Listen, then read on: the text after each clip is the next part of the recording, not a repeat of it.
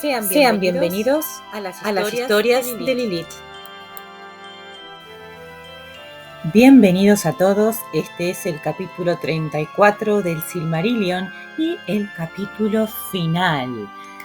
Hoy vamos a culminar con esta gran aventura que fuimos recorriendo poco a poco a través de estos meses. Vamos a ver entonces cómo se siembra la semilla de un nuevo mundo gobernado por unos nuevos seres, de los cuales hasta el día de hoy está siendo gobernado el mundo. Así que espero que les haya gustado toda la historia hasta el momento y vamos a comenzar con el final de esta gran obra. De los Anillos del Poder y la Tercera Edad. De este modo, los exiliados de Númenor establecieron sus reinos en Arnor y en Gondor, pero antes de que hubieran transcurrido muchos años, se hizo evidente que el enemigo, Sauron, también había regresado. Había venido en secreto, como se dijo, a su viejo reino de Mordor, más allá de Efelduath, las montañas de la sombra, y ese país limitaba con Gondor al este. Allí, sobre el valle de Gorgoroth, se levantó su fortaleza, vasta y resistente, Barad-dûr, la Torre Oscura.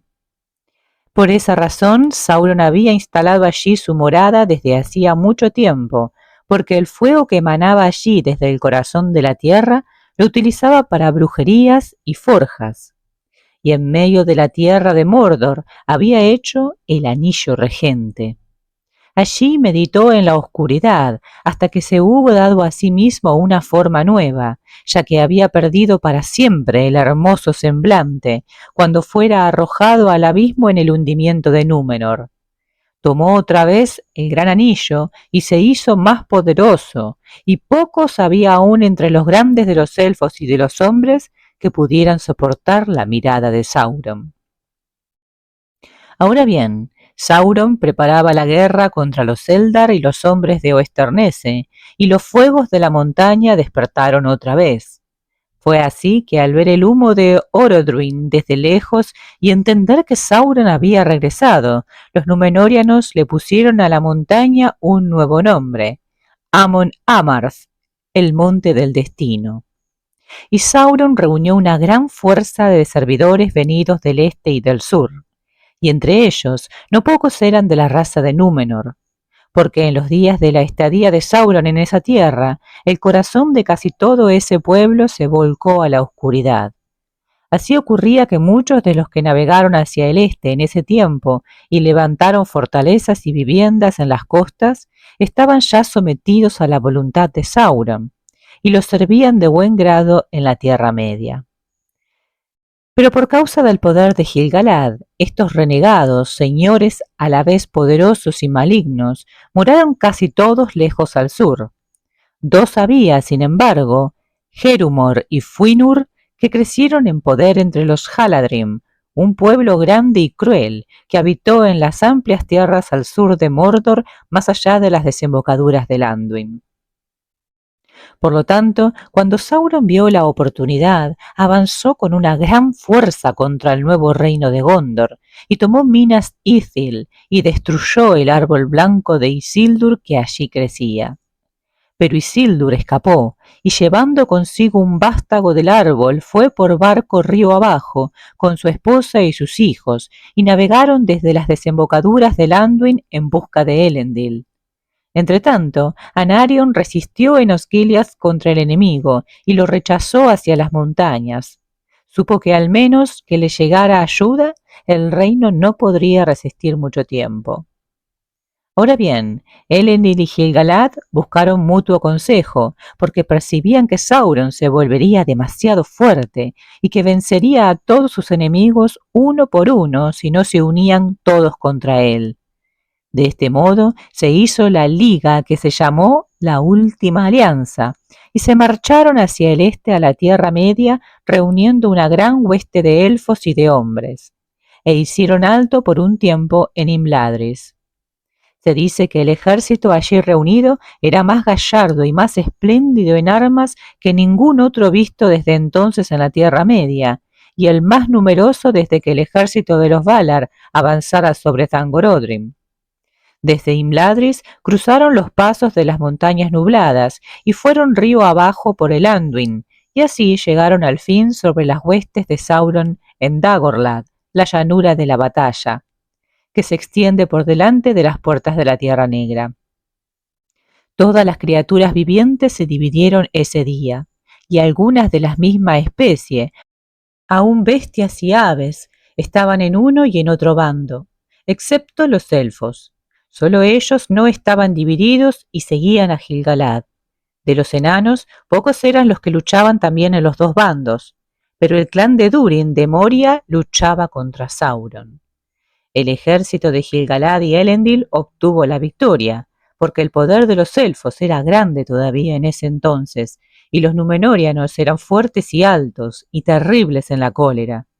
A Aeglos, la espada de Gilgalad, nadie podía resistirse, y la espada de Elendil estremecía de miedo a orcos y hombres, porque resplandecía a la luz del sol y de la luna, y se llamaba Narsil. Entonces Gilgalad y Elendil entraron en Mordor y rodearon la fortaleza de Sauron, y la sitiaron durante 7 años, y sufrieron dolorosas pérdidas por el fuego, los dardos y las saetas del enemigo, y Sauron se resistía acosándolos. Allí, en el valle de Gorgoroth, Anarion, hijo de Elendil, fue muerto, y también otros muchos. Pero por último el sitio fue tan riguroso que el mismo Sauron salió, y luchó con Gilgalad y Elendil, y los mató a ambos. Y cuando Elendil cayó, la espada se le quebró bajo el cuerpo. Pero Sauron también fue derribado, y con la empuñadura desprendida de Narsil, Isildur cortó el anillo de la mano de Sauron, y lo tomó. Entonces Sauron quedó vencido por el momento, y abandonó el cuerpo y su espíritu huyó a espacios distantes, y se escondió en sitios baldíos, y durante largos años no volvió a tener forma visible. Así empezó la tercera edad del mundo, después de los días antiguos y los años oscuros, y había todavía esperanza en aquel tiempo y el recuerdo de la alegría, y el árbol blanco de los Eldar floreció muchos años en los patios de los reyes de los hombres, porque el vástago que había salvado Isildur lo plantó en la ciudadela de Anor, en memoria de su hermano antes de abandonar Gondor. Los servidores de Sauron fueron derrotados y dispersados, pero no del todo destruidos, y aunque muchos hombres se apartaron del mal y se convirtieron en súbditos de los herederos de Elendil, muchos más recordaban a Sauron en sus corazones y odiaban los reinos del occidente. La Torre Oscura fue derrumbada, pero sus cimientos perduraron y no se olvidó. Los Númenóreanos montaban guardia, por cierto, junto a la tierra de Mordor, pero nadie se atrevió a morar allí por causa del terror del recuerdo de Sauron y de la montaña de fuego que se levantaba cerca de Barad-dûr, y las cenizas cubrían el valle de Gorgoroth. Muchos de los elfos y muchos de los Númenóreanos y de los hombres que eran aliados habían perecido en la batalla y en el sitio, y Elendil el Alto y Gilgalad el Rey Supremo ya no existían. Nunca otra vez se reunió un ejército semejante, ni hubo alianza semejante entre elfos y hombres, porque después de los días de Elendil ambos linajes se separaron. Nadie supo más del anillo regente en esa época, ni siquiera los sabios. No obstante, no fue deshecho, porque Isildur no lo cedió a Elrond ni a Círdan, que estaba junto a él. Le aconsejaron arrojarlo al fuego de Orodruin en las cercanías, donde había sido forjado, para que pereciera y el poder de Sauron quedara disminuido por siempre, y no fuera sino una sombra de malicia en el desierto. Pero Isildur rechazó este consejo diciendo: «Esto lo conservaré como indemnización por la muerte de mi padre y por la de mi hermano. No fui yo el que asestó al enemigo el golpe de la muerte». Y contemplando el anillo que tenía en la mano, le pareció sumamente hermoso y no toleró que se lo destruyera. Por tanto, con él volvió primero a Minas Anor, y allí plantó el árbol blanco en memoria de su hermano Anarion. Pero no tardó en partir, y después de haberle dado consejo a Menelndil, el hijo de su hermano, y encomendarle el reino del sur, se llevó el anillo para que fuera heredad de su casa, y se marchó de Gondor hacia el norte por el camino por donde Elendil había venido, y abandonó el reino del sur, porque se proponía hacerse cargo del reino de su padre en Eriador, lejos de la sombra de la Tierra Negra. Pero Isildur fue abrumado por una hueste de orcos que acechaba en las montañas nubladas, y sin que él lo notara, descendieron sobre el campamento entre el bosque verde y el río grande, cerca de Loeg Ningloron, los campos Glaudos, porque era descuidado y no había montado guardia alguna, creyendo derrotados a todos los enemigos. Allí casi todos los suyos recibieron muerte, y entre ellos sus 3 hijos mayores, Elendur, Aratan y Sirion. Pero cuando partiera para la guerra, había dejado en Imladris a su esposa y a su hijo menor, Valandil. Isildur escapó en cambio por mediación del anillo, porque cuando se lo ponía se volvía invisible a todas las miradas. Pero los orcos le dieron caza por el olfato y el rastro, hasta que llegó al río y se zambulló en él. Allí el anillo lo traicionó y vengó a su hacedor, porque se deslizó del dedo mientras nadaba y se perdió en el agua. Entonces los orcos lo vieron mientras se esforzaba en la corriente y le dispararon muchas flechas, y ese fue el fin. Solo 3 de los suyos volvieron por encima de las montañas después de mucho errar de un lado a otro, y de ellos uno era Ottar, el escudero, a cuyo cuidado había puesto Isildur los fragmentos de la espada de Elendil.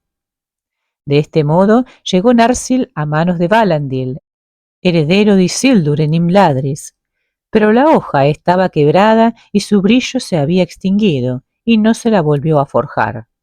Y el señor Elrond anunció que no se lo haría en tanto no se reencontrara el anillo regente y Sauron volviera. Pero la esperanza de elfos y hombres era que estas cosas no ocurrieran nunca.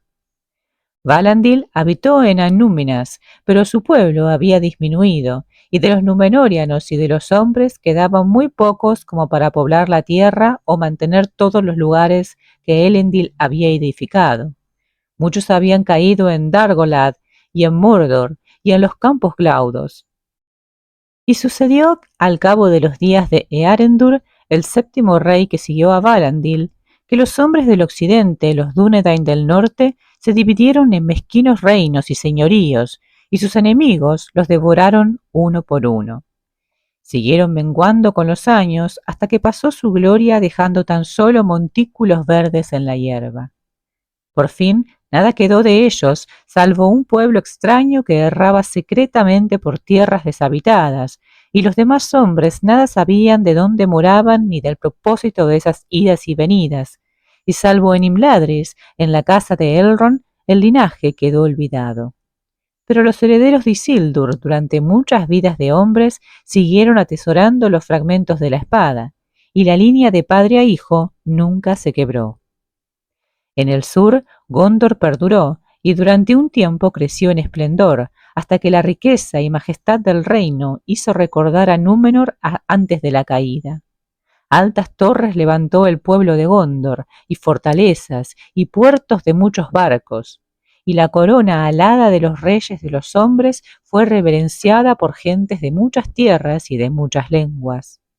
Porque durante largos años creció el árbol blanco entre la casa del rey en Minas Anor, descendiente de aquel árbol que Isildur rescatara de las profundidades del mar, de Númenor, y la simiente anterior provenía de Avalone, y la más anterior de Valinor, en el día que precedió a los días, cuando el mundo era joven.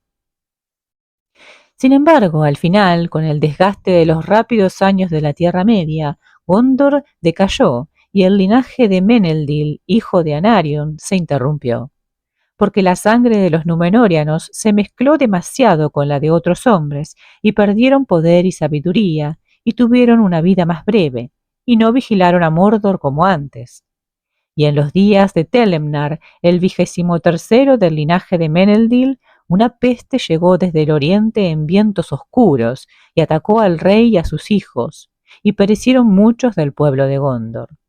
Entonces los fuertes de las fronteras de Mordor quedaron abandonados, y Minas Ithil se vació de gente, y el mal penetró otra vez en secreto en la tierra negra, y las cenizas de Górgoros se movieron como si soplara un viento frío, pues allí se agolpaban unas formas oscuras.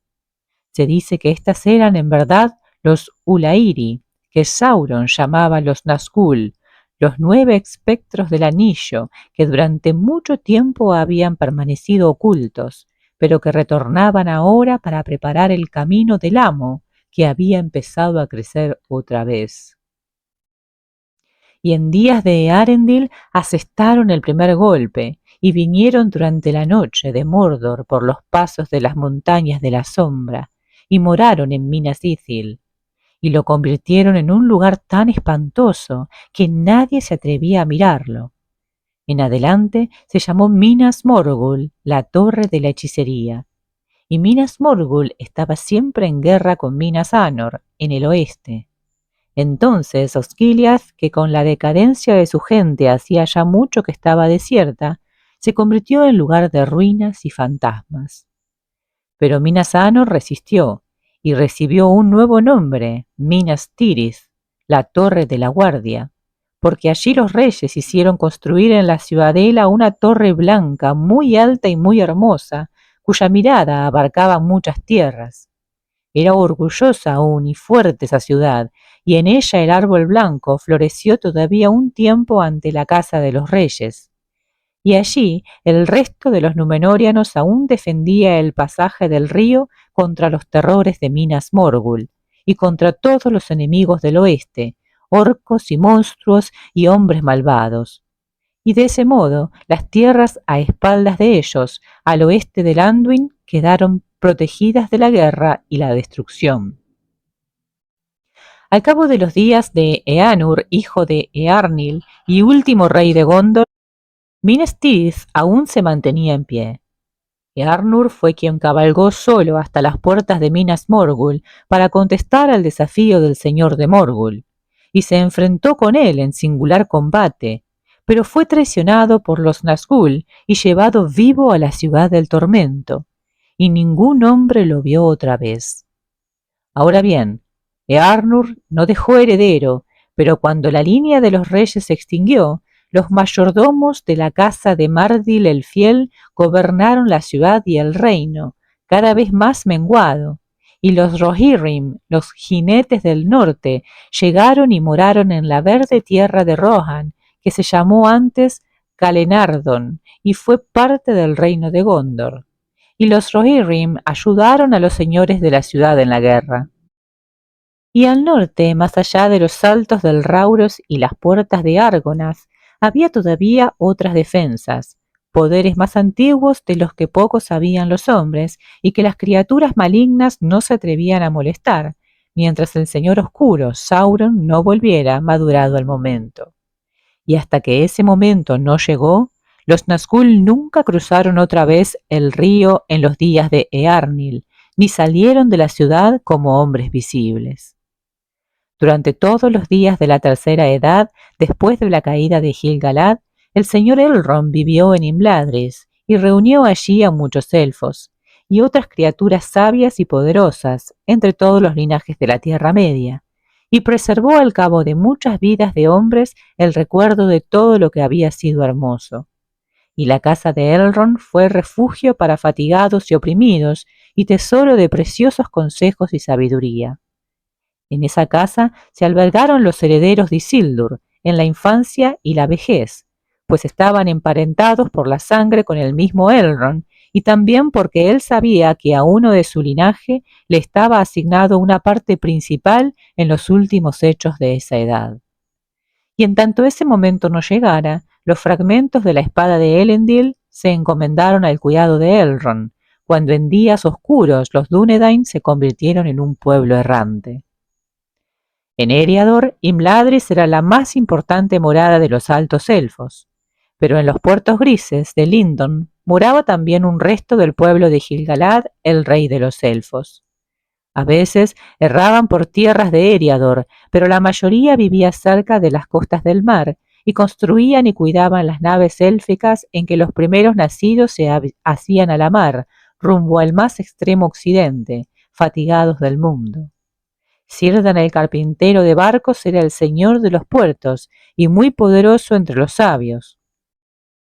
De los 3 anillos que los elfos habían preservado sin mancha, nada se decía, por cierto, entre los sabios, y aun pocos de los Eldar conocían el sitio en que se guardaban ocultos. No obstante, después de la caída de Sauron, el poder de los 3 anillos continuaba obrando, y donde ellos estaban, estaba también la alegría, y los dolores del tiempo no mancillaban ninguna cosa.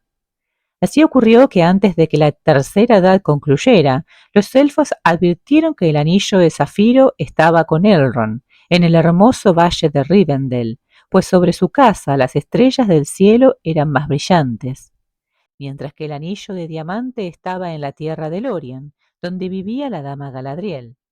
Aunque reina de los elfos del bosque y esposa de Celeborn de Doriath, Galadriel pertenecía a los Noldor y recordaba al día anterior, a los días en Valinor, y era la más poderosa y la más bella de los elfos que habían quedado en la Tierra Media. Pero el anillo rojo permaneció oculto hasta el final, y nadie salvo Elrond y Galadriel y Círdan sabían a quién había sido encomendado. Fue así que en 2 dominios la beatitud y la belleza de los elfos permanecieron intactas mientras duró esa edad, en Imladris y en Lothlórien, la tierra escondida entre el Celebrant y el Anduin, donde los árboles daban flores de oro y a donde no se atrevían a entrar los orcos y las criaturas malignas. No obstante, muchas voces entre los elfos predecían que si Sauron volviera, o bien encontraría el anillo regente perdido, o bien sus enemigos lo descubrirían y lo destruirían. Pero en ambos casos terminaría el poder de los tres, y todas las cosas mantenidas por él tendrían que marchitarse. De ese modo llegaría el crepúsculo de los elfos, y empezaría el dominio de los hombres. Y así en verdad ha sucedido. El único y los 7 y los 9 fueron destruidos, y los 3 desaparecieron, y con ellos terminó la tercera edad, y concluyen las historias de los Eldar en la Tierra Media. Esos fueron los años que se apagaban, y el invierno del último florecimiento de los elfos al este del mar. En ese tiempo, los Noldor andaban todavía en las tierras de Akende, los más aguerridos y hermosos que entre los hijos del mundo, y los oídos mortales todavía escuchaban lo que decían.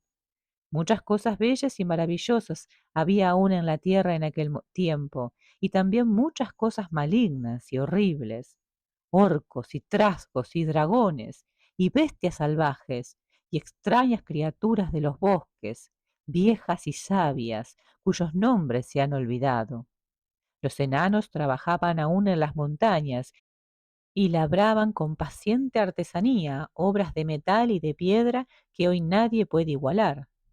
Pero el dominio de los hombres se preparaba, y todas las cosas estaban cambiando, hasta que el Señor Oscuro despertó otra vez en el Bosque Negro. Ahora bien, antaño el nombre del bosque era el Gran Bosque Verde, y sus amplios espacios y senderos eran frecuentados por bestias y pájaros de espléndido canto. Y allí estaba el reino del rey Thranduil, bajo el roble y la haya. Pero al cabo de muchos años, cuando hubo transcurrido casi un tercio de esa edad, una oscuridad invadió lentamente el bosque desde el sur, y el miedo echó a andar por claros umbríos. Las bestias salvajes cazaron allí, y unas criaturas malignas y crueles tendieron sus trampas. Entonces el nombre del bosque cambió y se llamó Bosque Negro, pues la noche era allí profunda y pocos osaban atravesarlo, salvo solo por el norte, donde el pueblo de Thranduil aún mantenía el mal a raya. De donde venía pocos podían decirlo, y pasó mucho tiempo antes de que los sabios lo descubrieran. Era la sombra de Sauron y el signo de su retorno. porque al venir de los yermos del este, escogió como morada el sur del bosque, y lentamente creció y cobró forma otra vez. En una colina oscura levantó su vivienda, y allí obró su hechicería, y todos temieron al hechicero de Dol Guldur, y sin embargo no sabían todavía al principio cuán grande era el peligro. Mientras aún las primeras sombras empezaban a invadir el bosque negro, en el oeste de la Tierra Media aparecieron los Istari, a quienes los hombres llamaron los magos. Nadie sabía en aquel tiempo de dónde eran, salvo Círdan de los puertos, y solo a Elrond y a Galadriel se les reveló que venían de allende el mar. Pero luego se dijo entre los elfos que eran mensajeros enviados por los señores del occidente para contrarrestar el poder de Sauron, si éste despertaba de nuevo, y para incitar a los elfos y a los hombres y a todas las criaturas vivientes de buena voluntad a que emprendiesen valerosas hazañas. Tenían aspecto de hombres, viejos pero vigorosos, y cambiaban poco con los años, y sólo envejecían lentamente, aunque llevaban la carga de muchas preocupaciones, y eran de gran sabiduría y poderosos de mente y manos. Durante mucho tiempo viajaron a lo largo y a lo ancho entre los elfos y los hombres, y conversaban y también con las bestias y los pájaros, y los pueblos de la Tierra Media les dieron muchos nombres, pues ellos no revelaron cómo se llamaban en verdad. Los principales de ellos fueron los que los elfos llamaron Mithrandir y Curunir, pero los hombres del norte los llamaban Gandalf y Saruman. De estos, Curunir era el mayor y el que llegó primero, y después de él llegaron Mithrandir y Radagast, y otros de los Istari que fueron al este de la Tierra Media, y no están incluidos en estas historias. Radagast fue amigo de todas las bestias y todos los pájaros, pero Curunir anduvo sobre todo entre los hombres y era sutil de palabra, y hábil en obras de herrería. Mithrandir era quien tenía más íntimo trato con Elrond y los elfos. Erró muy lejos por el norte y por el oeste, y nunca en tierra alguna tuvo morada duradera. Pero Curunir viajó hacia el este, y cuando regresó vivió en Northanc, en el anillo de Isengard, que construyeron los Númenóreanos en los días de poder. Siempre el más vigilante fue Mithrandir, y él era quien más sospechaba de la oscuridad del bosque negro, porque aunque muchos creían que era obra de los espectros del anillo, él temía en verdad que fuera el primer atisbo de la sombra de Sauron que regresaba.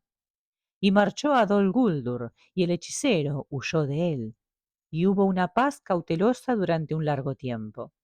Pero al fin regresó la sombra, creciendo en poder, y en ese tiempo se celebró por primera vez el Concilio de los Sabios, llamado luego el Concilio Blanco, y en él estaban Elrond y Galadriel y Círdan y otros señores de los Eldar, y también Mithrandir y Curunir.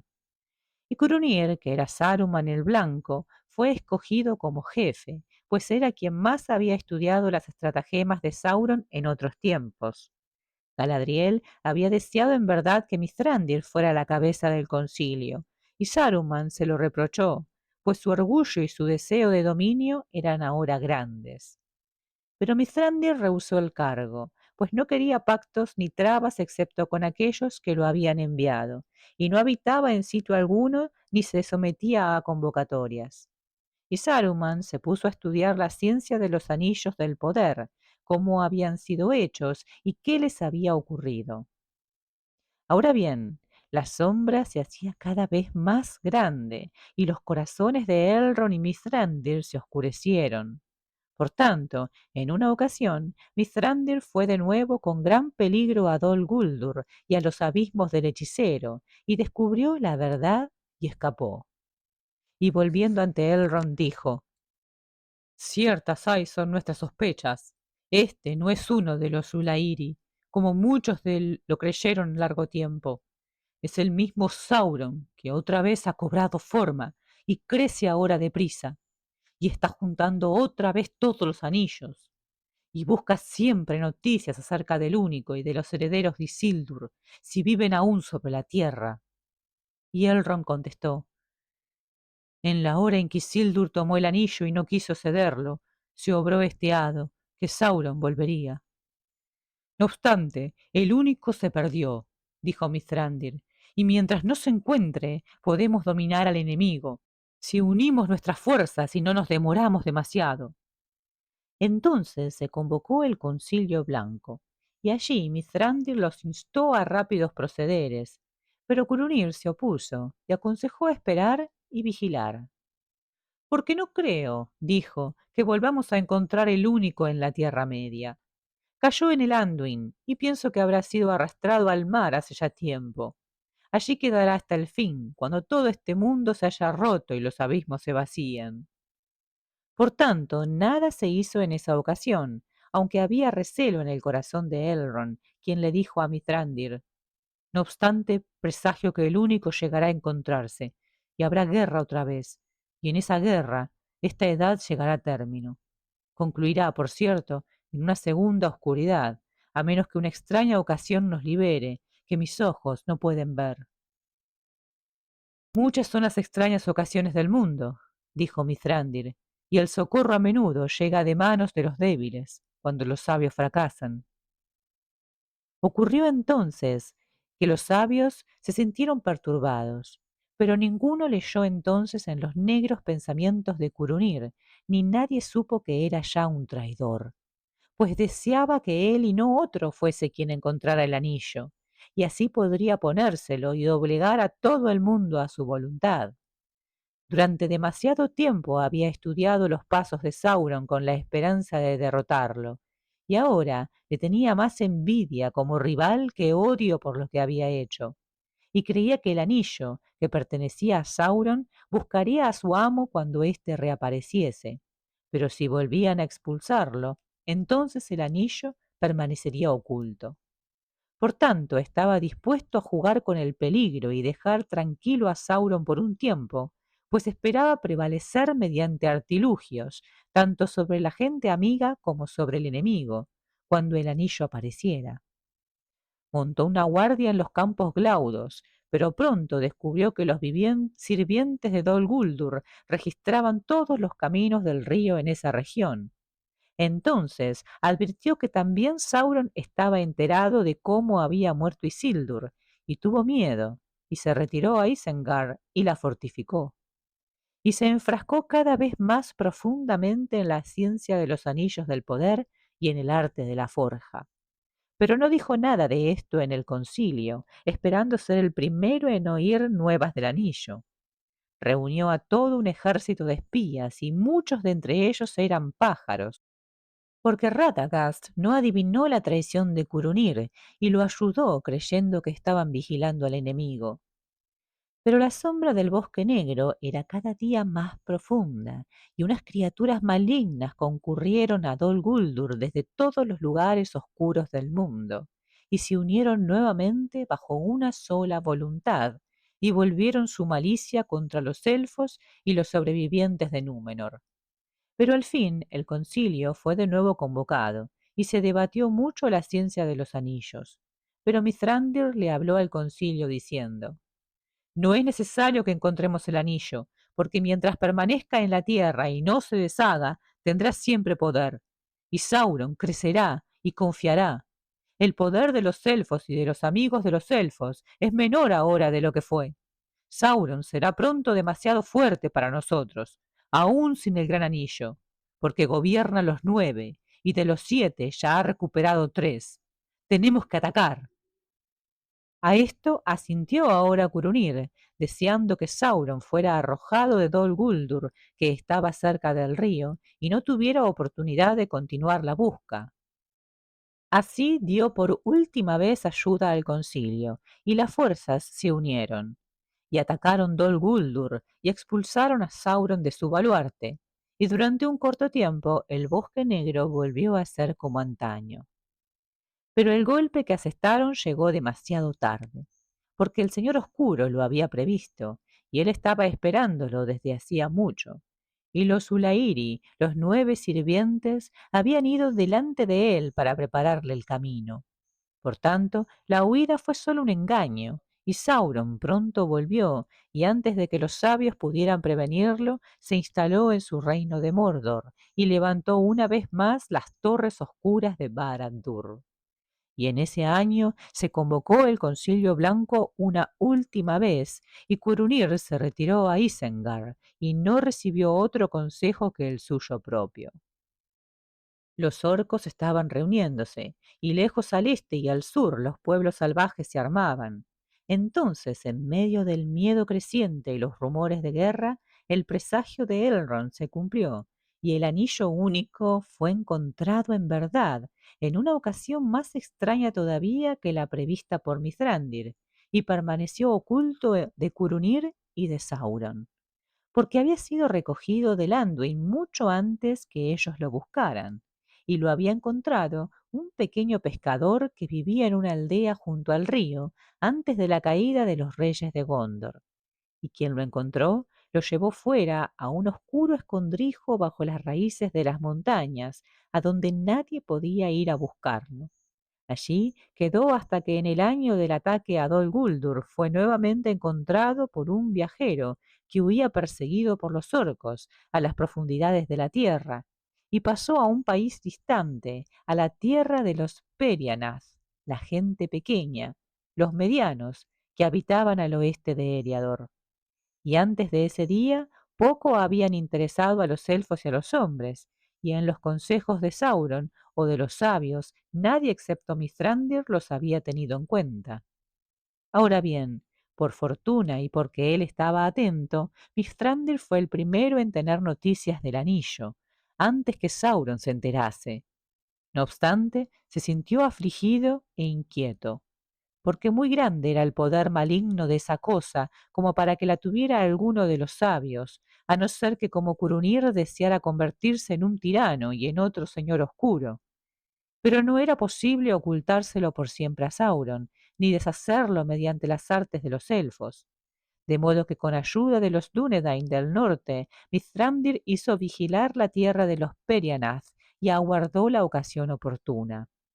Pero Sauron tenía muchas orejas y no tardó en oír el rumor del anillo único, que deseaba por encima de todas las cosas, y envió a los Nazgûl a que lo buscaran.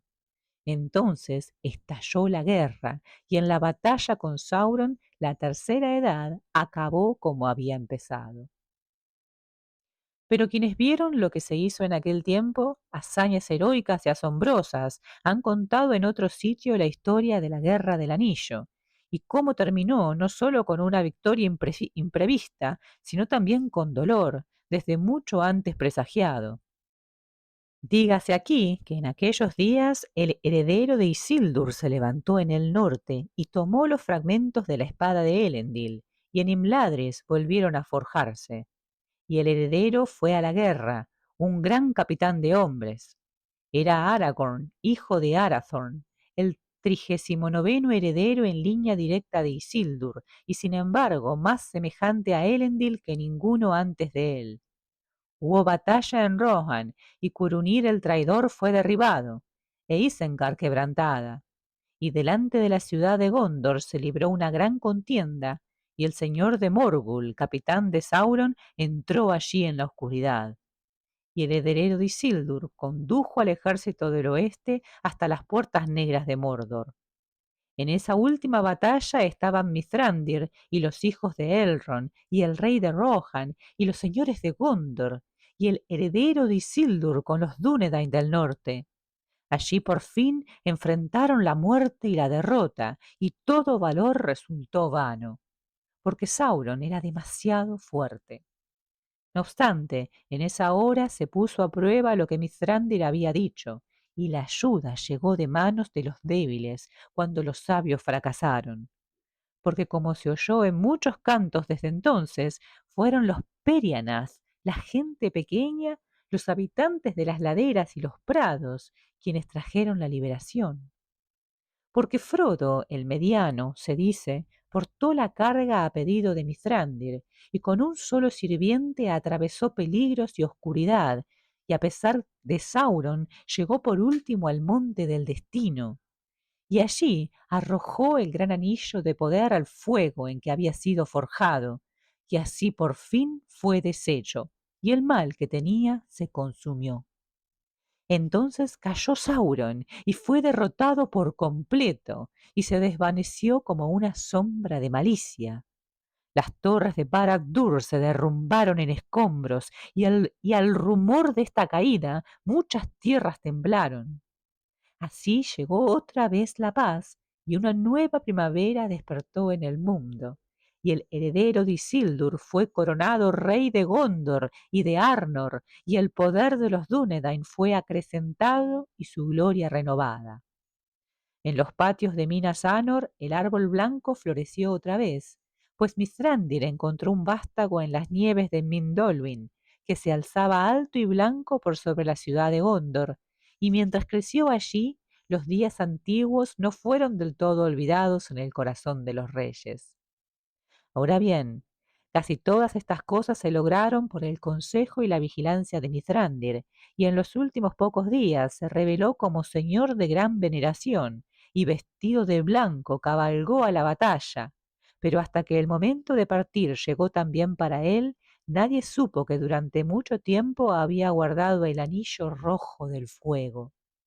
En un principio ese anillo había sido confiado a Círdan, señor de los puertos, pero lo cedió a Mithrandir porque sabía de dónde venía y a dónde retornaría. Toma ahora este anillo, le dijo, porque trabajos y cuidados te pasarán, pero él te apoyará en todo y te defenderá de la fatiga, porque este es el anillo del fuego, y quizá con él puedas reanimar los corazones y procurarles el valor de antaño en un mundo que se enfría. En cuanto a mí, mi corazón está en el mar, y viviré junto a las costas grises guardando los puertos hasta que parta el último barco. Entonces te esperaré. Blanco era ese barco, y mucho tardaron en construirlo, y mucho esperó el fin del que Círdan había hablado. Pero cuando todas estas cosas fueron hechas, y el heredero de Isildur recibió el señorío de los hombres y el dominio del oeste, fue obvio entonces que el poder de los tres anillos también había terminado, y el mundo se volvió viejo y gris para los primeros nacidos.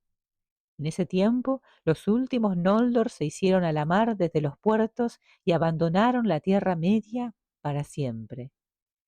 Y últimos de todos, los guardianes de los tres anillos partieron también, y el señor Elrond tomó el barco que Círdan había preparado.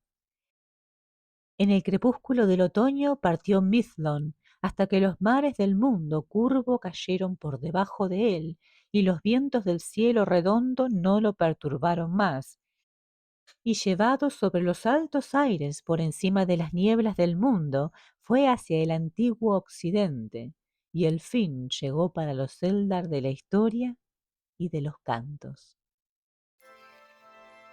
Finalizamos así con esta gran aventura. La conclusión en el Silmarillion nos deja en la cúspide de un nuevo capítulo en la historia de Arda, donde la tercera edad comienza con un mundo profundamente marcado por los eventos de eras anteriores. La caída de Númenor, la última alianza de elfos y hombres, y la derrota de Sauron no son meros hechos aislados, son el eco de una lucha constante entre la luz y la oscuridad, entre la esperanza y la desesperación, que nos recuerda a, a ese primer capítulo, a ese primer momento, donde la música se estaba creando y las armonías eran rotas por las discordancias, pero Eru se levantaba para que todo tuviera una cohesión, tuviera un sentido. En este momento de transición no es simplemente el fin de una era, sino también un recordatorio de la fragilidad del equilibrio en un mundo moldeado por las decisiones de héroes y villanos. Los fragmentos de luz que quedan son llevados por los pueblos libres, mientras los elfos comienzan a retirarse y los hombres asumen la carga de resistir lo que vendrá. La tercera edad es un tiempo para el aprendizaje y la redención, pero también para la vigilancia, porque la sombra nunca desaparece del todo. La vimos reaparecer una y otra vez, en todas las eras y momentos. Así, Tolkien nos invita a reflexionar sobre la naturaleza cíclica de la historia y el papel que cada generación tiene en proteger la luz frente a la oscuridad.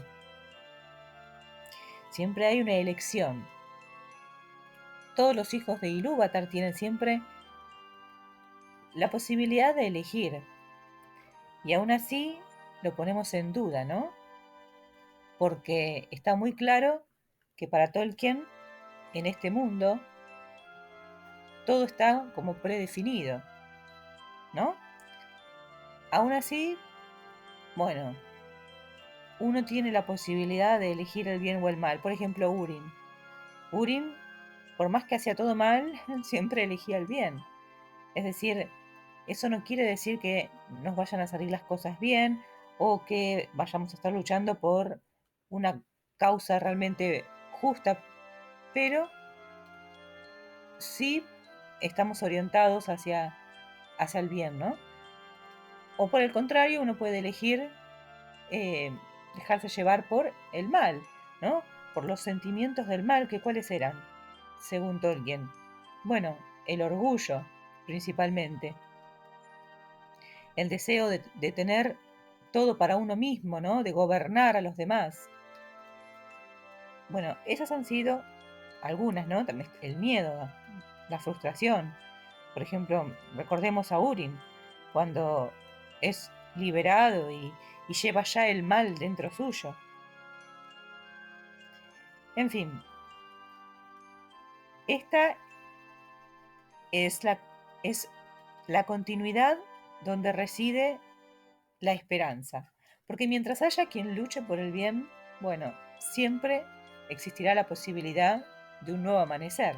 Esa es la constante enseñanza que vemos en todos los capítulos hasta este final. Y nos despedimos de los elfos. Esta fue principalmente su historia. Aparte, bueno, de la aparición de los demás personajes, de los demás seres, pero como vemos un comienzo y un fin de esta raza, podemos decir que se centra principalmente en ellos, ¿verdad? Y deja abierta un capítulo hacia la humanidad, es decir que si hay más historias, si hubiese más historias, si hubiese habido, ¿no? Me refiero a una continuación del Silmarillion, no como El Señor de los Anillos, sino como el Silmarillion 2, imagínense. eh, bueno, tendríamos la historia de los hombres hasta su fin o hasta quién sabe cuándo, ¿no? Entonces, nada, así finaliza esta maravillosa historia. Yo espero sinceramente que les haya gustado, que la hayan disfrutado, que me comenten qué les pareció este final, si es lo que esperaban o si tal vez no. Si los dejó con ganas de saber más. Si ustedes quieren escuchar alguna otra historia de Tolkien, solo tienen que hacérmelo saber y yo creo que he leído todas las historias, así que tengo todos los libros y si no los tengo, los consigo, así que va a ser un placer contarles otras historias de este autor. Así que eso por un lado.